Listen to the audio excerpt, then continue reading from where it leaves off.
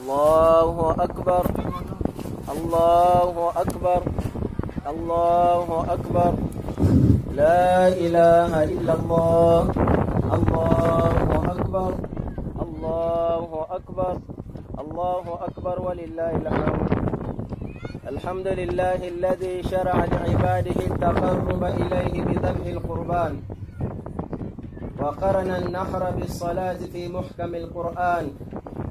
وأشهد أن لا إله إلا الله وحده لا شريك له له ملك الفضل والامتنان. وأشهد أن محمدا عبده ورسوله أفضل من قام بشرائع الإسلام وحقق الإيمان صلى الله عليه وسلم. عباد الله، واعلموا أن هذه الأضاحي سنة أبيكم وجدكم إبراهيم عليه الصلاة والسلام، وإن لكم بكل شعرة منها حسنة. قال صلى الله عليه وسلم: ما عمل ابن آدم يوم النحر عملا أحب إلى الله من إراقة دم، وإنه لتأتي يوم القيامة بأظلافها وقرونها وأشعارها، وإن الدم ليقع من الله بمكان قبل أن يقع على الأرض فطيب بها نفسا. إخوة الأحباب، يجب بهذه المناسبة ذكر بعض أحكام الأضحية التي لا يسع أي فرد من المسلمين معرفتها. والله سبحانه وتعالى أسأل أن يتقبل منا ومنكم صالح الأعمال، وأن يجعلنا من أتقائه من النار يوم لا ينفع مال ولا بنون إلا من أتى الله بقلب سليم.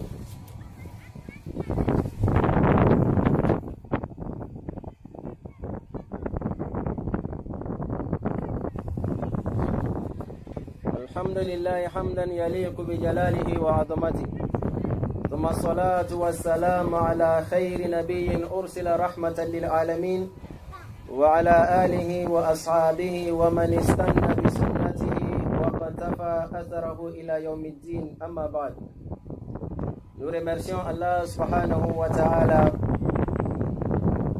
le maître absolu de l'univers. Nous implorons sa lui la paix sur notre prophète Mohammed sallallahu alayhi wa sallam, ainsi que tous les prophètes véritablement envoyés par Allah subhanahu wa ta'ala jusqu'au jour de Juma dernier.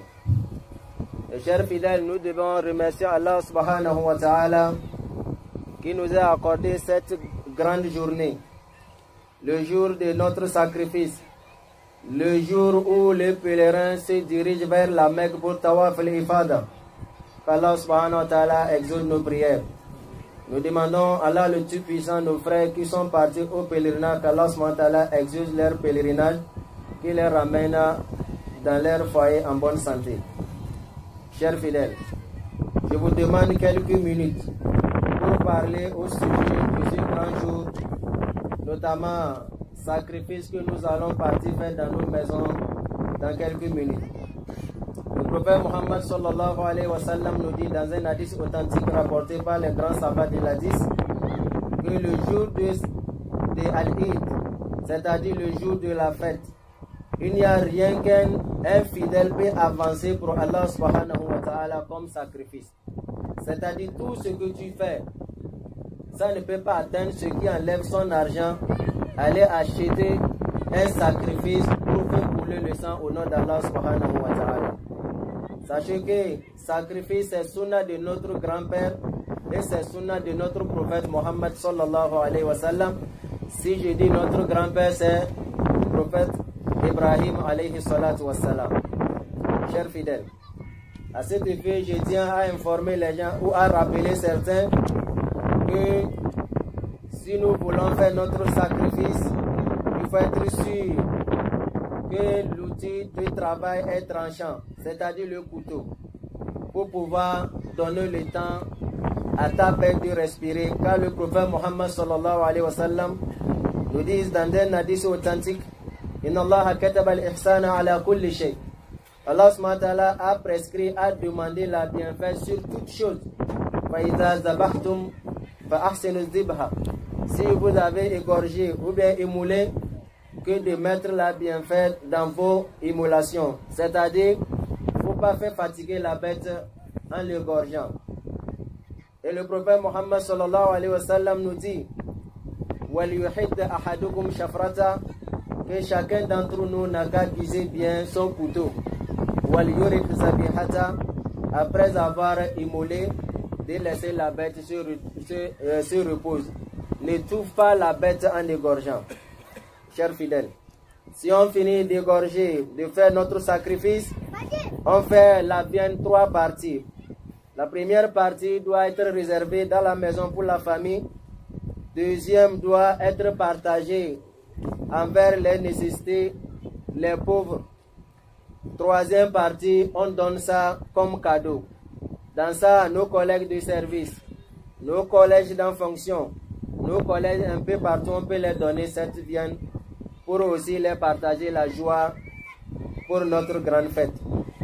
Chers fidèles, nous tenons toujours, le prophète a recommandé le jour de la fête pour propager la salutation et pour rendre visite à nos familles un peu partout. C'est pour cela demandé, en venant à la fête, en venant au lieu de la prière, la route est empruntée pour venir au retour. Il faut changer la route pour pouvoir rencontrer beaucoup de gens pour leur transmettre la salutation de l'islam. Qu'Allah subhanahu wa ta'ala exauce nos sacrifices.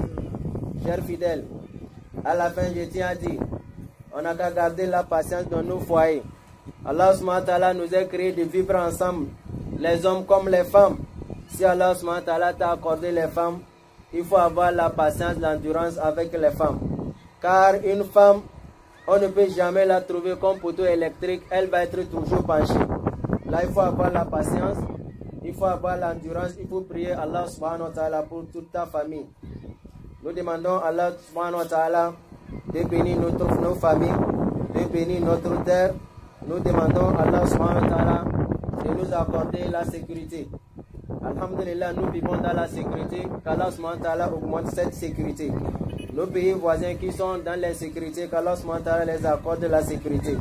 Nous demandons à Allah le Tout-Puissant de donner la sagesse, la clairvoyance nécessaire à nos dirigeants administratifs comme religieux, de bien diriger ce pays dans le bien-être des Togolais. Nous demandons à Allah le Tout-Puissant de nous donner une saison bénie. Nos prédécesseurs, nos malams, nos parents, nos amis qui nous ont devancés, qu'Allah subhanahu wa ta'ala les accorde son paradis. أقول ما تسمعون وأستغفر الله لي ولكم من كل ذنب سبحان ربك رب العزة عما يصفون والصلاة والسلام على المرسلين والحمد لله رب العالمين.